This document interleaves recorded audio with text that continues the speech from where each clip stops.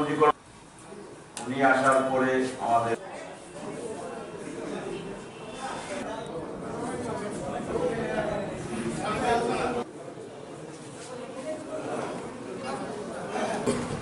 যে এবারে ভারতবর্ষে যে সাধারণ নির্বাচন হচ্ছে অত্যন্ত গুরুত্বপূর্ণ নির্বাচন।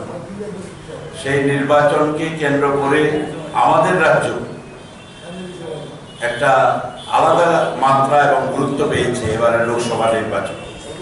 সাধারণত আমরা দেখেছি বিগত দিনে বিধানসভার পরে লোকসভা নির্বাচন সেইরকম গুরুত্ব পায় না, কিন্তু এবারে নির্বাচন সারা দেশের প্রেক্ষাপটে এবং রাজ্যের প্রেক্ষাপটে সম্পূর্ণ আলাদা নির্বাচন। আমরা এখানে পশ্চিম ত্রিপুরা লোকসভা আসনে যে 30টা বিধানসভা আছে তাদের নেতৃবৃন্দদের নিয়ে এবং রাজ্য নেতৃবৃন্দদের নিয়ে আমাদের আজকের এই গুরুত্বপূর্ণ বৈঠকে নির্বাচনের কাজ পরিচালনা করার যে স্ট্র্যাটেজি এটা আলোচনার মাধ্যমে ঠিক করা হবে।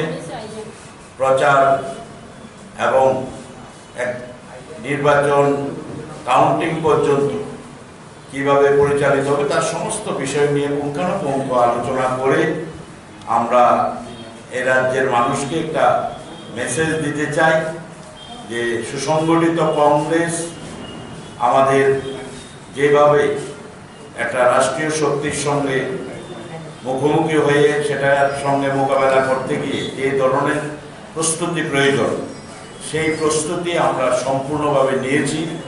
আমাদের কার্যকর্তারা, আমাদের যারা নেতৃত্ব সবাই অত্যন্ত গুরুত্ব দিয়ে এবারে নির্বাচনটা দেখছে।